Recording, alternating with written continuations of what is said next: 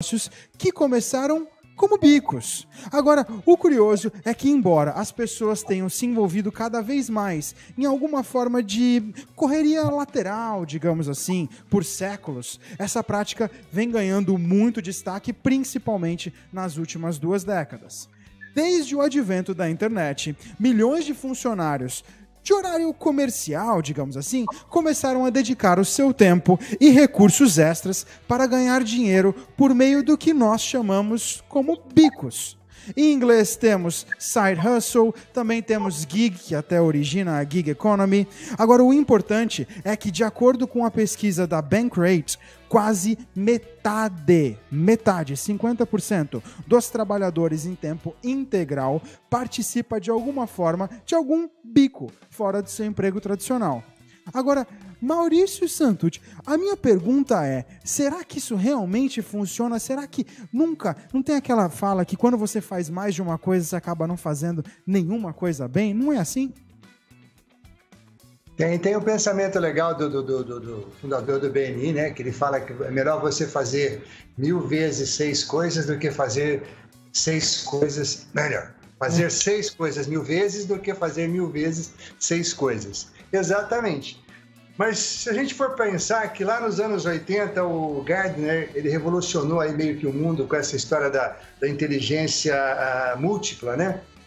A gente não pode desprezar o que a gente tem e não usa, sabe? Eu tenho competências diversas, eu tenho condições de utilizar isso daí que está subaproveitado de uma maneira melhor para mim, né? Nós tivemos a oportunidade aqui de Santos, eu conheci o Zé do Coco, tá? O cara que começou a vender coco na praia, se tornou um mega empresário, né? A Marleide Monteiro, desculpa, né? Que também foi a mesma coisa, sabe? A necessidade fez com que eles buscassem alguma coisa dentro deles e que desse resultado.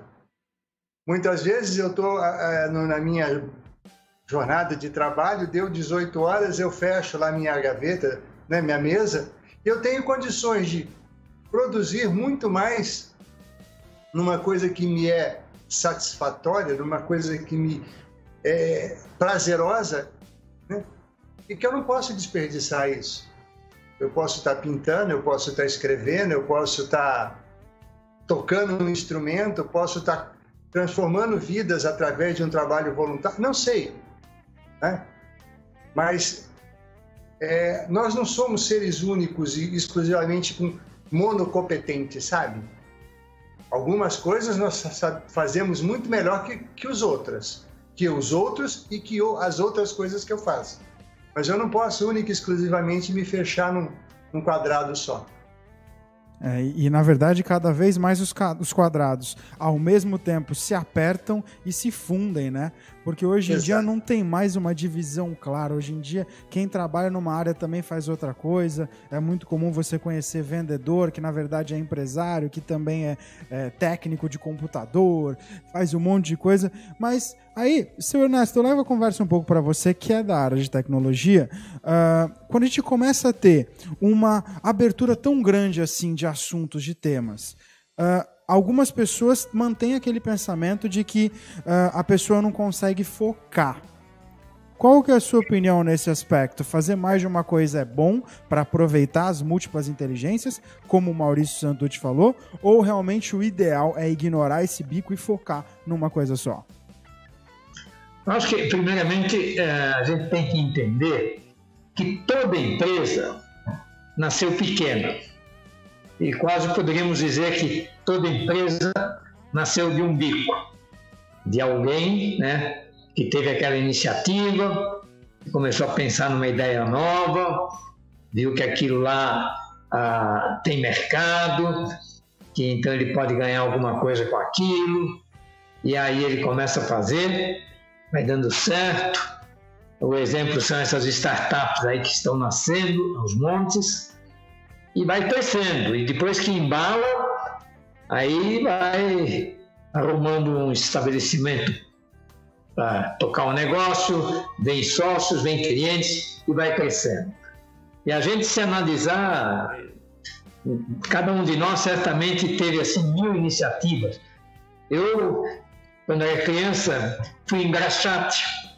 Eu morava em Indianópolis, então arrumei uma caixinha para engraxar sapatos.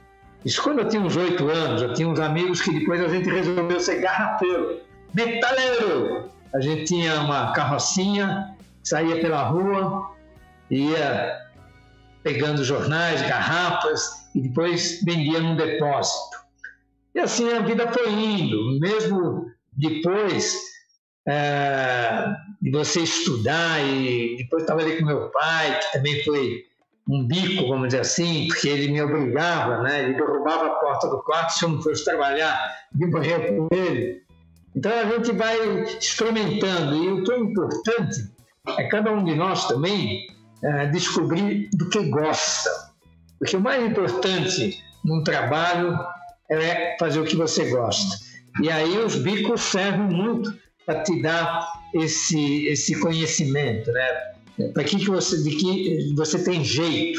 Se você é uma pessoa mais focada em relacionamento, em vendas, em gostar de conversar com as pessoas, com o cliente, convencer, que é realmente um tipo de pessoa que tem uma característica especial. Ou então você ser mais uma pessoa detalhista, que quer mexer com uma coisa que você trabalha sozinho, como, por exemplo, programador, ou uma pessoa que mexe numa determinada tecnologia, ou então uma pessoa mais administrativa, que gosta de organizar, né? Organizar o escritório, organizar as tarefas de cada um, e aí a gente vai se moldando e vai descobrindo.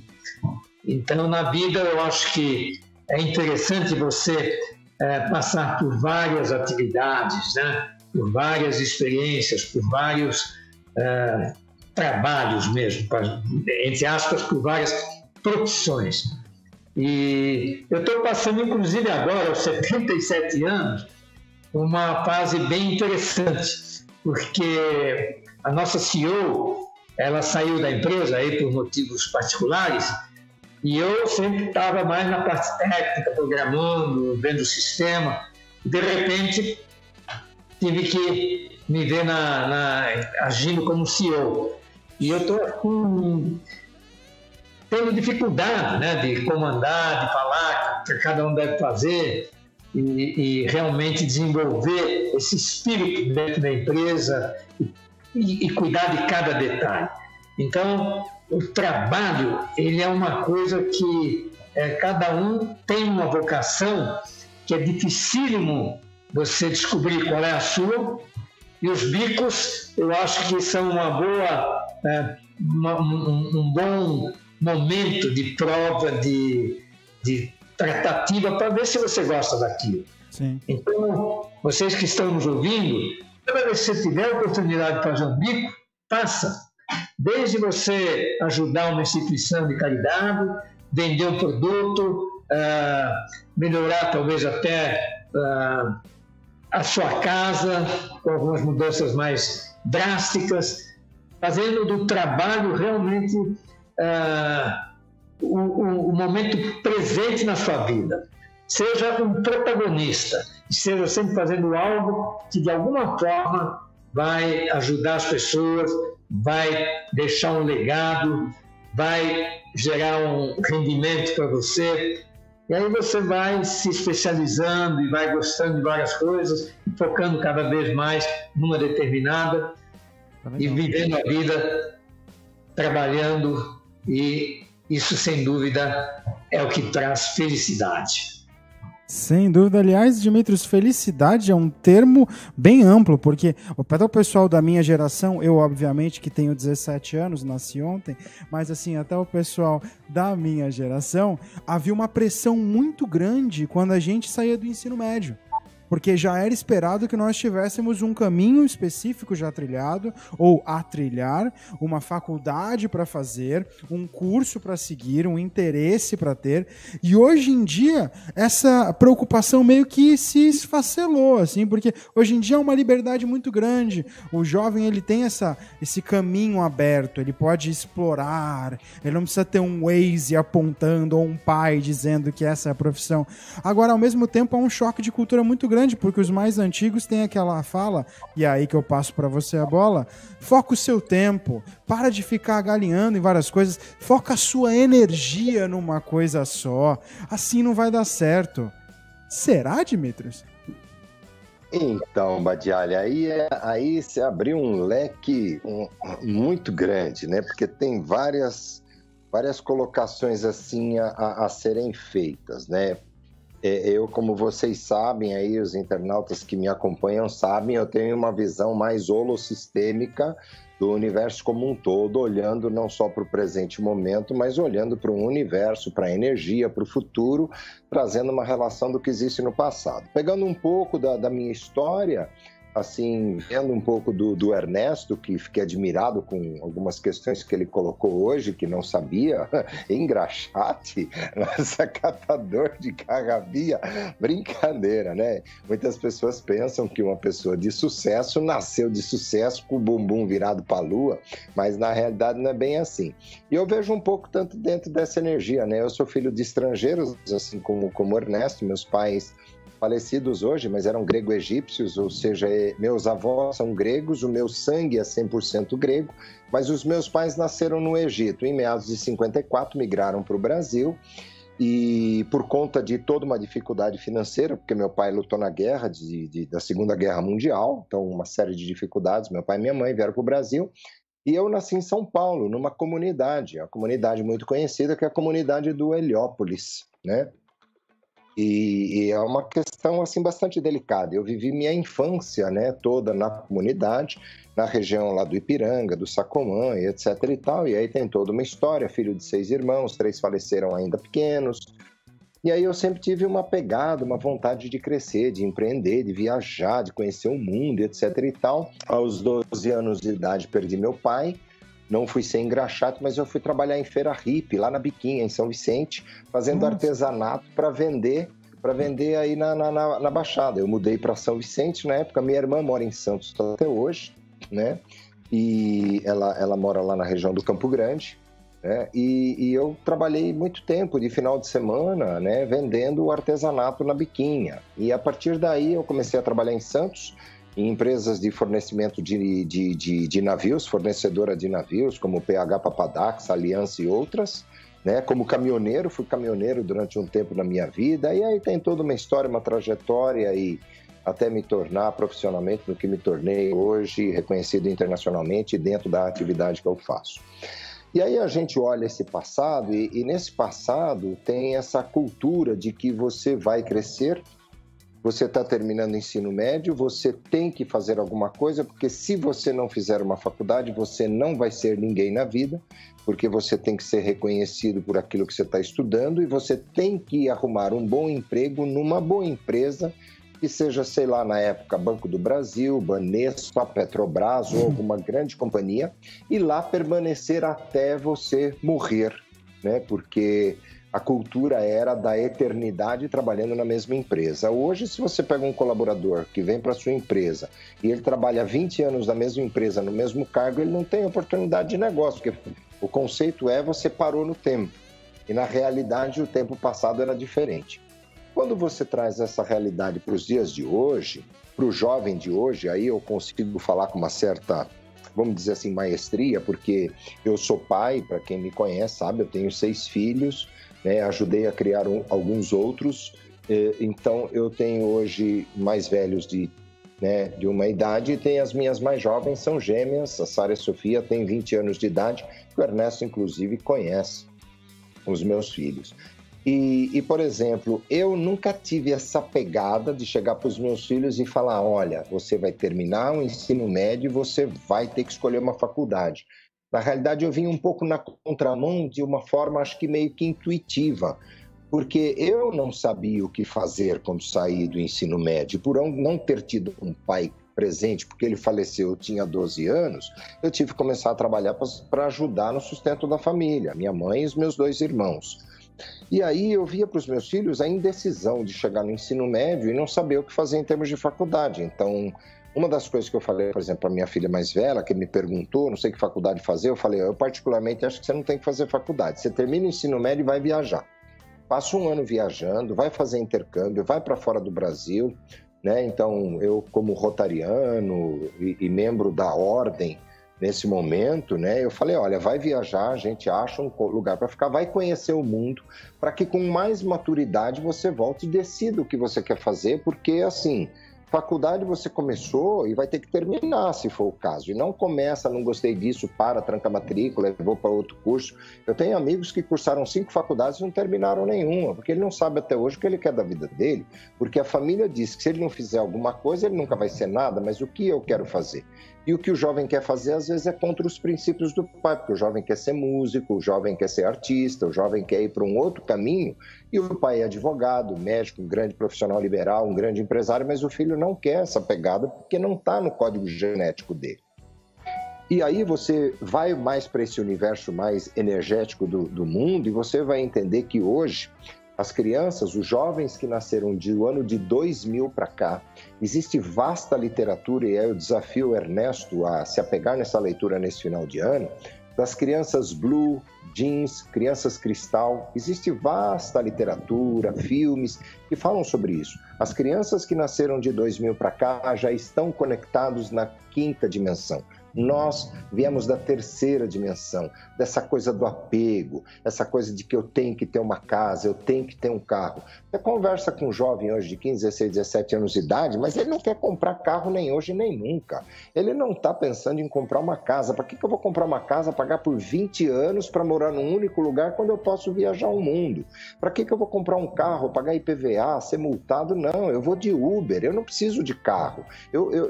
Então ele tem uma outra pegada do desapego, dessa questão da liberdade. Eu não quero um emprego fixo, eu quero conhecer várias coisas ao mesmo tempo, eu quero ser plurivalente, eu quero entender a pluralidade da vida, de conhecer culturas. E aí minha filha, forçosamente, por parte de uma parte da família, foi fazer uma faculdade, cursou, e no fim ela mudou para a Austrália. Hoje ela vive há 5 anos na Austrália, tem uma qualidade de vida incrível, e hoje ela descobriu que o trabalho que ela gosta de fazer é ajudar pessoas através de programas de mentoria holossistêmica. Hoje ela é um braço da Tor na Austrália e na Tasmânia, desenvolvendo um trabalho através de Reiki, através de uma leitura voltada à área de mentoria para mulheres que estão em depressão, brasileiros que vivem fora do Brasil. Então, é entender que o jovem de hoje tem uma outra pegada em relação à vida. Ele não está preso a que tem que ser produtivo para ganhar dinheiro. Isso para ele é uma coisa que vem em segundo plano. E aí vem naquilo que você encerrou a pergunta comigo, a felicidade.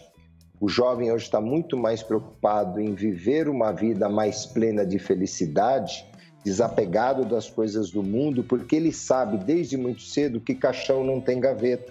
E não importa o que você tenha, a única coisa que você vai levar daqui é o conjunto de momentos felizes e de amizades que você fez e do que quanto você contribuiu para a felicidade do seu próximo. Né? Então, é uma pegada diferente. Exatamente. Aliás, agora a gente já tem a honra de poder contar com ele. Ele que entrou agora, chegou agora já todo bonitão, arrumando a câmera ali, dando tchauzinho, um tchauzinho quase que presidencial. Apresentando para quem ainda não conhece, ele é especialista em networking profissional e orientador para relacionamentos profissionais de resultado. Com foco em empresários e empreendedores, dá suporte à construção de contatos profissionais e relações duradouras para resultados mútuos. Seja muito bem-vindo, Alexandre Mantovani. Já vou engatar na minha pergunta, porque aqui no Papo Empreendedor, como a vida empreendedora não para, eu queria saber o seguinte: a gente estava falando muito sobre bico, e uma das coisas que era muito mal vista até 10 anos atrás era aquele profissional que vinha com um currículo, 2 anos num lugar, 1 ano num lugar, 2 2 anos, 3 anos. O bom mesmo, como já foi citado aqui hoje, era aquele profissional que ficava 30 anos na empresa. Agora, como é que fica a esfera de contatos de um profissional desse que acaba não conseguindo conhecer um mundo fora do mundo da própria empresa? Muito boa noite. Muito boa noite, senhores, ilustríssimos senhores, espectadores, amigos de bancada. Bom, João, legal, o tema hoje é muito bacana, é um tema enriquecedor, porque a gente vê aí tantas histórias de sucesso inspiradoras aí ao redor do mundo, de pessoas que começaram do zero. Eu arrisco a dizer que as maiores fortunas de hoje, atualmente, foram de pessoas que começaram nessa situação. A gente tem dezenas de modelos nacionais aqui que são a prova viva disso, né? Temos aí, pega aí Silvio Santos, entre muitos outros, né? Mas Silvio Santos é um grande ícone, né? Vendia limão na praia.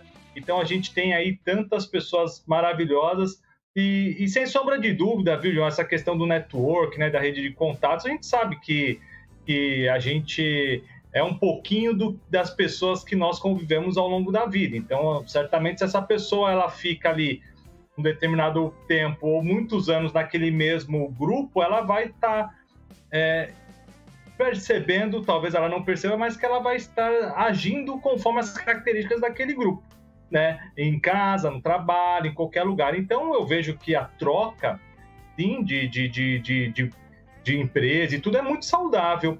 Eu acredito que a empresa hoje, que ela pense em ter um funcionário para toda a vida, eu acredito que isso não é bom nem para o empresário nem para o empregador, porque primeiramente para o empregador não é bom porque ele fica limitado e fica quadrado, ele fica sem a capacidade de explorar mais os seus conhecimentos ou desenvolver mais habilidades. E para o empregador é pior ainda porque ele cria um funcionário que acaba ficando numa zona de conforto ou ele acaba não explorando o potencial daquelas pessoas e elas acabam ficando estagnadas. Então, sim, você pode ter, de repente, alguém de muita confiança que você não queira mudar, ok, mas eu sempre tive na minha visão empresarial que a minha empresa tinha que ser uma escola. A pessoa tinha que passar lá e tinha que sair de lá. Ela não podia ficar lá. Se ela ficasse na minha empresa por muito tempo é porque tinha alguma coisa errada. Ou ela não estava evoluindo, ou nós não estávamos evoluindo. Porque tem que ter um processo de crescimento. Ela tem que passar e ela tem que almejar coisas maiores, coisas melhores. Então, seja no bico ou não, ou em qualquer lugar. Então, qualquer pessoa que esteja empregada fazendo um bico, não tem como. Se você entrou numa empresa hoje como office boy, você tem que mirar o chefe de departamento, depois a gerência, depois a diretoria, depois o CEO, depois presidência de conselho. Você tem que buscar. Não pode parar, seja nessa empresa ou seja em outra. Né? Então essa é a minha visão com relação a isso. Né? Hoje estamos falando de bicos. E como o Dimitris muito bem falou, muita gente pensa, é praticamente que um mito, que as empresas já começam grandes, assim como as pessoas também já começam grandes. Mas não, na realidade não. Imagine, por exemplo, você com o seu melhor amigo ou com a sua melhor amiga, horas e horas com o banho vencido de trabalho, o olho aqui, ó, com a olheira profunda, sem ter nenhum de trabalhar e, na verdade, já trabalhando porque você faz algo além do seu horário. Pareceu parecido com alguma coisa que você faça? Pois é, para os amantes de tecnologia, vocês já devem ter percebido que o que eu estava falando, na realidade, era a história da Apple. Sim, da Apple. Na verdade, a gente tinha duas pessoas, Jobs e Wozniak, que já trabalhavam e mesmo assim tinham um sonho, tinham uma paixão, e foi justamente na garagem da casa dos pais de Steve Jobs que a Apple acabou nascendo. Você pode até não saber disso, mas o importante é que a sua empresa pode e tem de saber disso, porque essa é a guinada que tem que tomar. Agora, voltando para você, Maurício, é muito difícil, principalmente quando a gente é pequeno, digo a gente porque eu também sou, conseguir tirar o primário, ignorar o primário e focar no secundário. Como é que a gente faz essa divisão?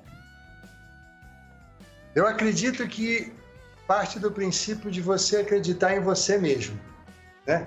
E volto a falar a respeito das inteligências múltiplas, né? E dos talentos que nós temos. Vocês conhecem a história do tal do Morongo? Que era um médico lá de Santa Catarina, que ele foi, lá nos anos 70, ele foi morar numa praia em Garopaba, e ele queria surfar nas horas de folga, né? E a água era muito fria. Então ele pegou e começou a costurar para ele mesmo uma roupa de neoprene, né? Uma roupa para se proteger da água fria. Hoje ele foi, né, nada mais nada menos que o Dr. Marco Aurélio Raimundo, é o fundador da Mormai, uma das maiores marcas de sportwear, né? Ele abandonou o primário, se o primário dele era medicina, né? Acredito que durante um bom tempo não. Se o primário dele era administrar uma empresa como a Mormai, eu não sei, tá? Mas eu acredito muito que ele teve um sonho, que foi viver esse sonho. Aí passou, não vou falar que passou um cavalo encilhado, porque a gente está falando de surf, mas deve ter passado uma prancha muito legal, né? E ele resolveu surfar aquela prancha, né? Nós somos, não vou falar que é predestinado, tá? Mas nós nascemos com um certo objetivo na vida. E aqui eu vou fazer uma analogia como a água, né? Todo rio, ele tende a correr para o mar. Se não sozinho, num determinado momento, ele vai encontrar um outro rio e os dois vão junto para o mar. E o rio, quando ele encontra um objetivo, um obstáculo, um maciço de pedra, ele não fica batendo no maciço de pedra, ele contorna o maciço de pedra. O rio, quando ele encontra um penhasco, um espinho, ele não para, ou ele tenta passar por cima, ele se joga de penhasco abaixo, e continua o curso dele para chegar no mar. Eu acho que a nossa vida de empresário, a nossa vida também de pessoa física, deve ser assim. Temos um objetivo, né? Vamos ficar atentos porque a oportunidade vai passar na nossa frente. Vamos encontrar obstáculo, a gente vai desviar desse obstáculo e a gente vai continuar o nosso percurso, né? A nossa vida ela não é retilínea, né? Muitas vezes ela é bem curvilínea, bem oscilando para a direita, para a esquerda, para baixo, algumas vezes para cima, outras vezes muito para baixo, né? Mas o importante é que no final a gente chegue no nosso objetivo. E eu não sei quando você fala em abandonar o primário ou abandonar o secundário, né? Se a ideia do primário é o primeiro emprego e não me jogar de novo, não me jogar no novo, no secundário, que seria, sei lá, costurar roupa de neoprene, sabe? O que teu coração fala nessa hora? Essa é profunda. O que o coração fala? Seu Ernesto, o que o seu coração fala nessa hora? Olha, então, eu acho que exatamente o objetivo, quer dizer, o trabalho, ele tem que te dar emoções, ele tem que te dar aquele momento de felicidade. Meu pai, ele falava muito isso. Ele falava que a profissão de fotógrafo era emocionante, porque realmente naquela época, principalmente, que você não podia tirar 10 vezes, fazer 10 provas, porque cada filme custava muito caro, que quando ele fazia uma foto, ele às vezes ia numa fábrica extremamente longe, ficava lá 2 horas para montar o cenário para fazer a foto, e só tirava uma foto, porque a chapa era muito cara. E voltava para o escritório para revelar, e quando ele via que a foto saiu boa, ele acho que sentia a mesma coisa que eu sinto quando eu vejo um programa funcionar, depois de ficar horas e horas tentando fazer ele funcionar. É um orgasmo. E aí, principalmente nessa idade, então, ter esses orgasmos é a coisa mais deliciosa do mundo.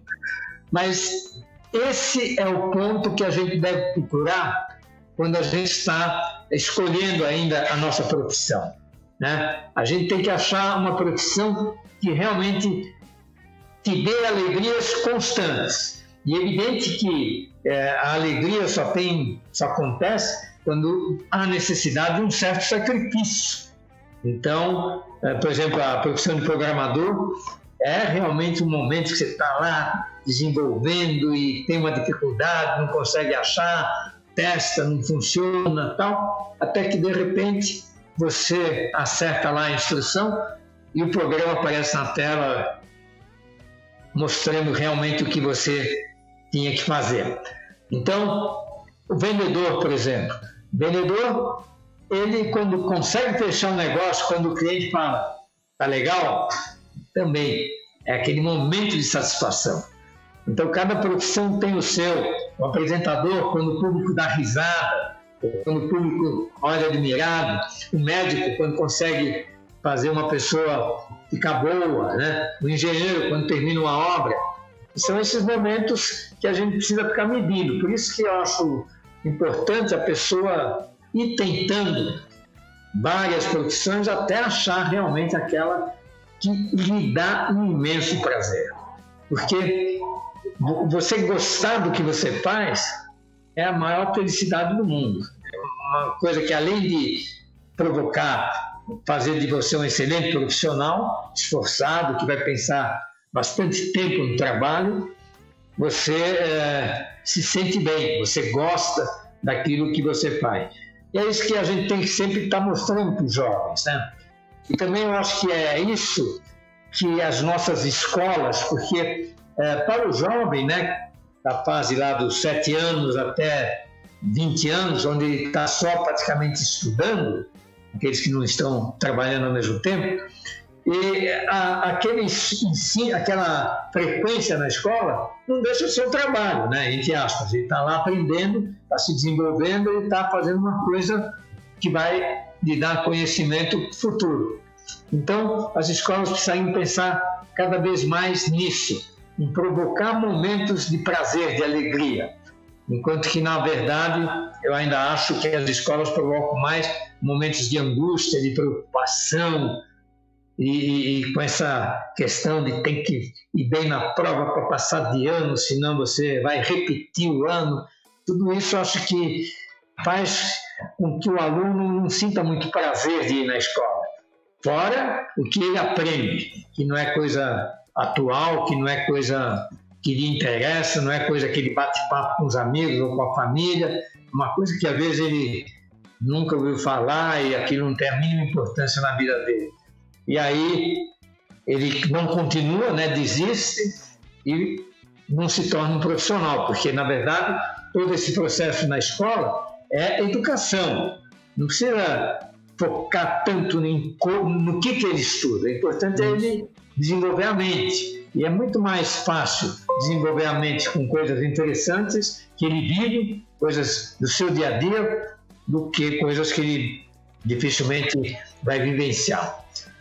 Mas, voltando assim ao tema, né, eu acho que o bico, ou essa tentativa de, na vida, a gente ficar mudando até achar aquilo que realmente se encaixa no que a gente se sente feliz, é muito importante. Então, se você estiver fazendo um trabalho que realmente não lhe dá prazer, mude.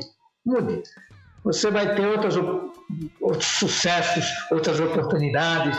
Você tem que procurar até achar realmente aquilo que te dá prazer, que você gosta de fazer. É exatamente isso. Eu estou até passando por um momento interessante, né? Porque eu estou mudando radicalmente do que eu vinha fazendo. Eu sempre fui um técnico e tal, e agora eu resolvi mudar um pouco. Vou ser gestor. E estou tendo dificuldades, viu? Dificuldade porque, na verdade, eu sento na minha cadeira e falo assim, o que eu faço agora? Porque não é uma tarefa assim que tem trabalhos a serem executados. Você precisa criar, você precisa ver o que os outros estão fazendo, melhorar o trabalho dele, conversar com as pessoas de como melhorar os negócios, como vender, como produzir. E às vezes você fica sem saber e aí você fica nessa angústia, né? Pô, e agora? O que eu vou fazer? Mas é necessário. Dimitrios, pensando aqui duas palavras que são curiosas, porque normalmente não seriam desse contexto, da fala do senhor Ernesto, o orgasmo e o prazer, né? Eu lembro... Não, calma, não falarei besteira, prometo. Tem um significado por trás disso.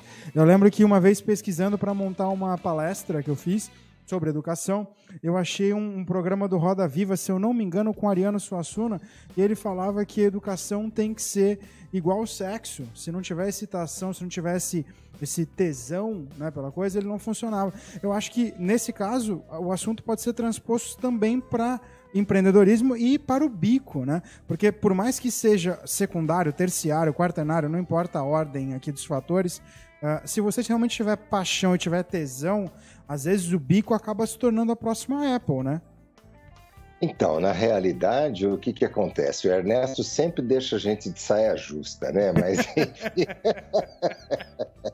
Mas eu vou pegar um pouco do gancho dele, do Santucci, falando um pouco dessa questão da educação. Realmente, né? A educação hoje em dia, ainda no modelo que está, não dá tesão nenhum para os alunos ir para a escola. Eu vejo isso pelos meus filhos, por exemplo.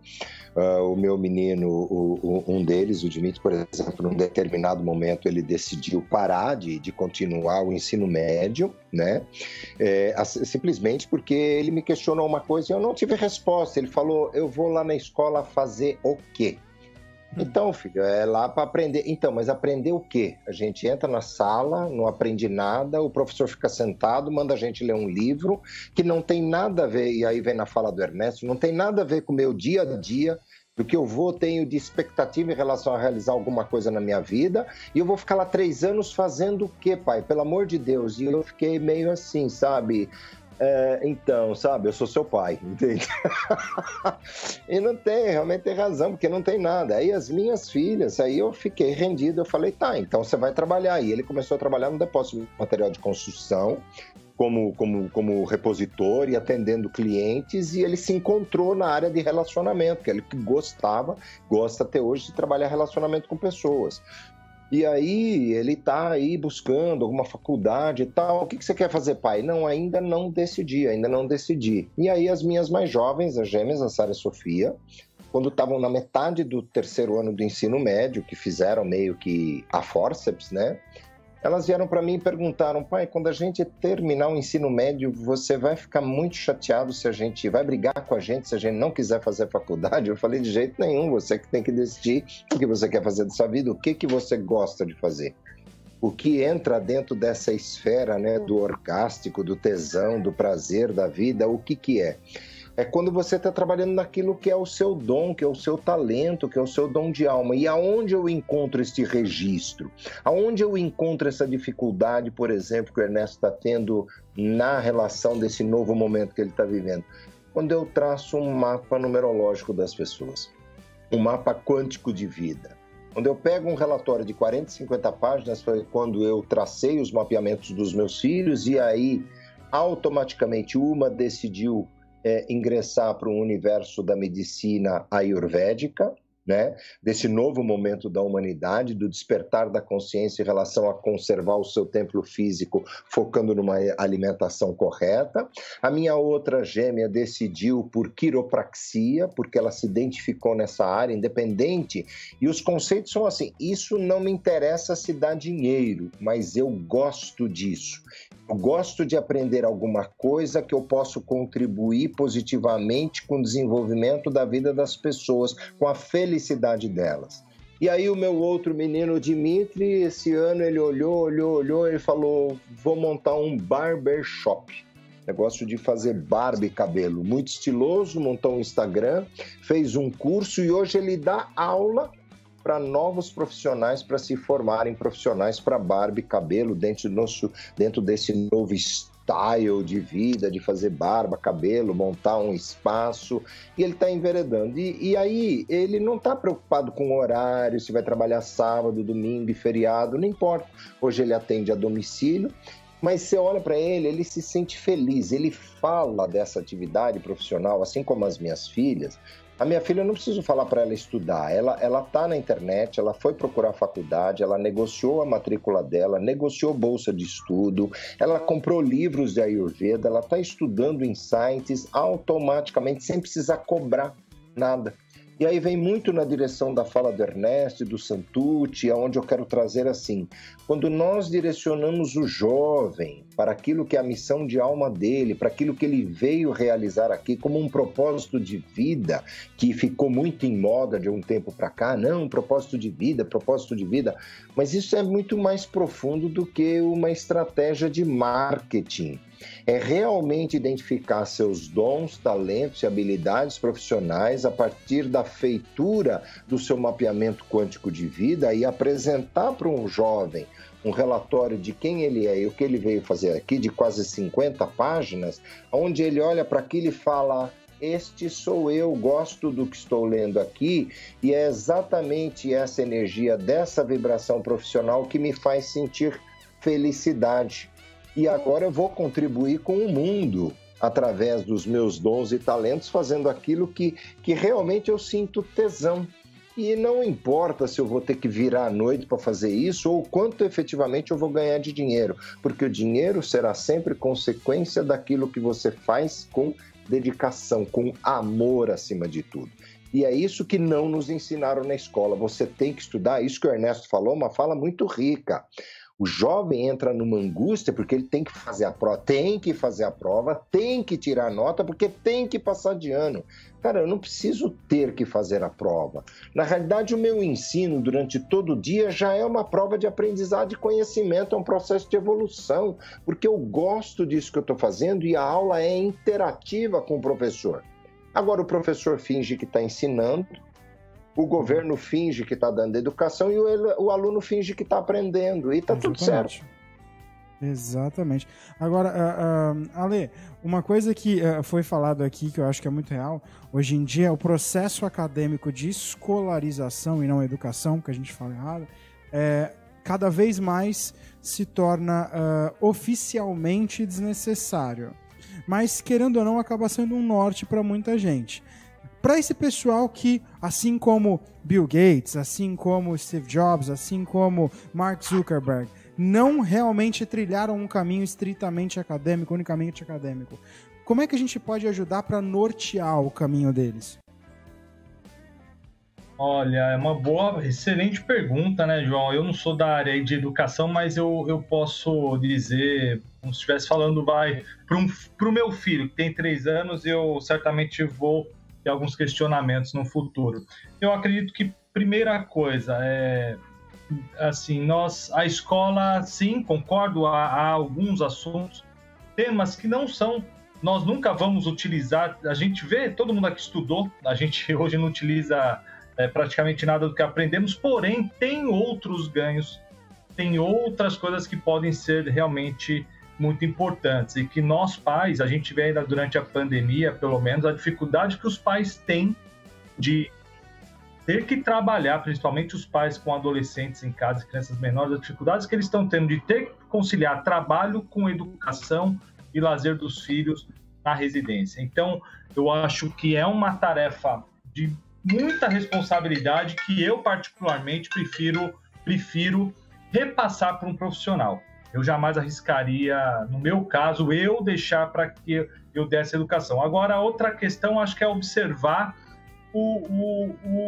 observar o seu filho ali, observar ele no seu dia a dia, ver o que ele gosta, qual o talento, qual a aptidão que ele tem, né, que tipo de coisa ele gosta. Pô, ele desenha bem, ele gosta de música, ele já está arriscando alguns instrumentos, pô, ele gosta de astrologia, ele gosta de bichinho. Você, de repente, vai conseguir dar um direcionamento. Eu acho que o pai, numa questão de educação, na minha visão, eu procuro deixar aqui na minha casa livre para o meu filho escolher. Eu segui muitas tendências, né? Muita aquela coisa do pai, filho, estuda isso, vai para aquilo, faz isso. E eu, depois de muito tempo, fui fazer o que eu queria fazer, né? Depois que você cresce, tem sua independência, você acaba falando, opa, peraí, né? Deixa eu fazer agora o que eu quero. Então eu procuro já desde pequeno, meu filho tem 3 anos e meio, eu procuro deixar ele ser livre para escolher. Eu não quero jamais falar para ele, siga esse caminho porque dá dinheiro, porque você vai ser feliz. A felicidade é ele que vai ter que encontrar o caminho dele ser feliz. E hoje eu trabalho, João, eu trabalho para minha aposentadoria, a minha tranquilidade futura e os meus planos. Meu filho tem que fazer o plano e as escolhas dele. O meu trabalho como pai é mantê-lo vivo e saudável. E ele tem que procurar os caminhos que ele quer seguir. Ele tem que ir lá batalhar assim como eu fiz. E o que eu faço hoje é para mim, para minha esposa ou para o meu futuro. Ou para eu deixar perpetuar alguma ação que fique para outras pessoas que precisem realmente de ajuda, né? Então, cara, eu acho que realmente, assim, dá para ter as duas coisas. Hoje a gente vê muitas escolas de desenvolvimento de talento, muitas escolas alternativas, com atividades alternativas que pode ser útil para as crianças, para os adolescentes. Eu acho que, cara, porque uma coisa é fato, o adolescente, na maioria deles vão odiar a escola, não vão querer, porque a escola exige disciplina, exige horário, exige acordar cedo, exige horas de estudo, exige algumas regras. Você vai ter que abrir mão de alguns lazeres, alguns momentos de prazer para ter que fazer alguma atividade da escola. Então, certamente, nessa briga, a escola sempre vai ser a última opção para a maioria dos adolescentes. Então, eu acho que realmente é um trabalho árduo dos pais do futuro aí, que vai ser difícil competir com tanta tecnologia, informação e pessoas querendo, muitas vezes, puxar ali o fio e trazer novas ideias, novos pensamentos. Vai ser complicado, mas enfim, a gente vai sobreviver, a sociedade cresce nos desafios, né? Sem dúvida nenhuma. Cresce, eu acho, com os desafios. Você falou perfeito, não para, né? Com os desafios. Maravilhosa seu comentário, na verdade. E você vê como o tempo urge e a Sapucaí é grande. Não só o nosso programa já chega ao fim, mas o nosso ano também, pasme. Estamos fazendo o nosso último programa antes do Natal. Então, agora pra gente poder encerrar, vou dar um tempinho curto, porque o Luizinho tá quase querendo me matar aqui, mas um tempo curto para que cada um de nós possa passar sua mensagem, qualquer mensagem que queira, seus contatos e também, por que não, seus votos natalinos. Começando então, Maurício Santucci, fique à vontade. Eu só queria, assim, desejar para todos, né, que nessa noite do dia 24, 25, como a tradição cristã manda, né, que aquele menininho que nasceu lá em Belém um dia, utilize o nosso coração como a manjedoura dele. E que ele renasça todos os dias dos próximos 365 anos de 2020. Um Feliz Natal para vocês e a gente se encontra semana que vem. E como é que a gente consegue lhe encontrar? Como é que consegue saber mais do seu trabalho, Maurício? Maurício Santucci. Maurício.Santucci está lá no Instagram.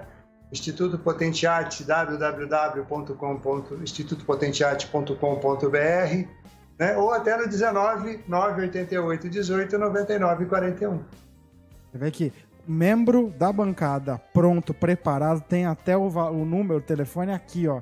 Do lado do outro lado, ó. Outro lado. Você vê que o pessoa é de outro nível, esse Maurício. Seu Ernesto Haberkorn, suas últimas falas, como lhe contatar e seu desejo de Natal. Tá mutado, senhor Ernesto. Um ano diferente, um ano que todos nós vivemos momentos em casa, e isso deve ter marcado muitas pessoas de forma, às vezes, até positiva. Eu, pelo menos, aprendi muito, gostei muito dessa experiência de você não estar aqui saindo, tendo que fazer programa fora e tal. Em casa você consegue estudar, aprender, fazer bastante atividade também interessante. Mas vamos ver se o ano que vem essa pandemia acaba com a vacina, seja lá de onde vier. E podem me encontrar no ernestohaberkorn.com.br. Continuo fazendo meus vídeos, colocando lá frequentemente um vídeo novo, mostrando assim o que a vida nos ensina e fazendo com que as pessoas também aprendam. Só um último negócio que eu queria falar, já que nós falamos tanto de educação hoje. Por que as escolas, né, no ensino fundamental, não ensinam exatamente aquilo que se aprende na faculdade? Engenharia, medicina, arquitetura, educação física, economia, administração. Eu acho que seria mais interessante. Fora o português e matemática. Isso é essencial. Exatamente. Inclusive, eu acho que tivemos a queda do Alê. Creio que tenha sido a queda do Alê. Torço para que o Alê a gente consiga restituir, restabelecer a conexão com ele. Mas enquanto isso, Dimitrios, agora o seu momento natalino, o seu norte, o seu oriente. Fique à vontade agora para falar. Muito boa noite a todos. Bom, o norte natalino é apenas um desejo de que você possa, nesse momento, se efetivamente se recolher, meditar, olhar para o momento do Natal como Natal efetivamente, não como uma festa por conta de presentes. Há famílias que eu vejo que se não houver presentes não existe Natal. E Natal efetivamente não tem nada a ver com presente. Natal tem a ver com comunhão, com essa conexão interior, respeitando aí as suas crenças, assim como o Santucci colocou, né? Deixar despertar, deixar... se permitir, na realidade, que seu coração se torne a manjedoura, que seu coração se torne realmente a habitação do Criador e que você possa trazer de dentro de você a alegria, a felicidade, o entusiasmo para os próximos 365 dias, né, que nos brindarão aí em 2021.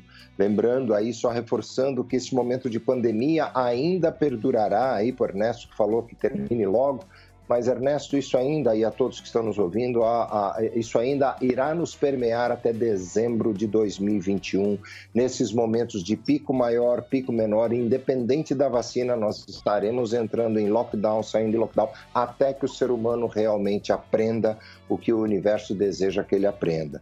Alguns pensaram que essa pandemia acabaria em 30, 60, 90 dias, se estendeu por 2020 inteiro e vai adentrar, sim, 2021 até possivelmente o final do ano que vem, no nosso próximo Natal.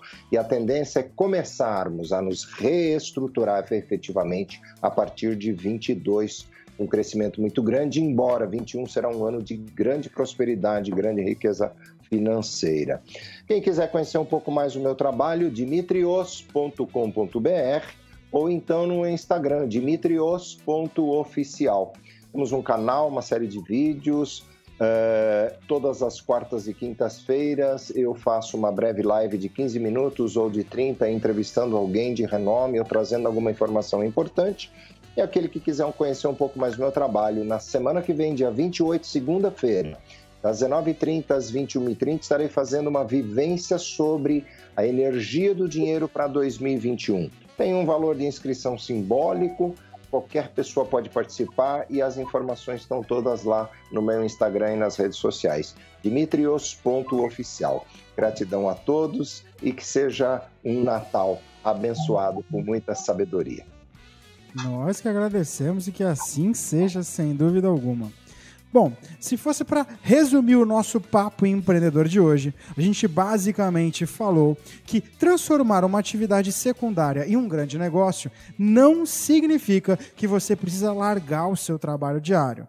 Na verdade, um trabalho diurno ou noturno, não importa, mas um trabalho principal permitiu que centenas e centenas de empreendedores financiassem rotineiramente os seus negócios paralelos, eventualmente transformando-os em negócios em tempo integral. Empreendedores promissores às vezes argumentam que deixar os seus odiados empregos das 9 às 5 para se concentrar em um negócio em tempo integral aumentará suas chances de sucesso. Embora haja uma certa validade ao ponto de que você não pode simplesmente definir e esquecer, você não precisa mudar completamente a sua vida, seja financeiramente ou seja no aspecto logístico da sua carreira para construir o seu negócio. Em vez disso, financiar e dedicar um tempo extra rotineiramente ao seu lado agitado, à sua atividade secundária, até que ela esteja pronta para ser realmente um lançamento de um empreendimento comercial, é o ponto. Existem 3 palavras-chave do nosso papo que podem realmente serem os pilares para um novo empreendimento: felicidade, paixão e motivação. E justamente com essas 3 palavras, nós enviamos os desejos mais bonitos, mais belos, mais amorosos de um Feliz Natal. Que o seu dia 24, o seu dia 25 estejam repletos, principalmente de saúde, porque é isso que mais precisamos. Eu confesso que torço para que não fiquemos até dezembro de 2021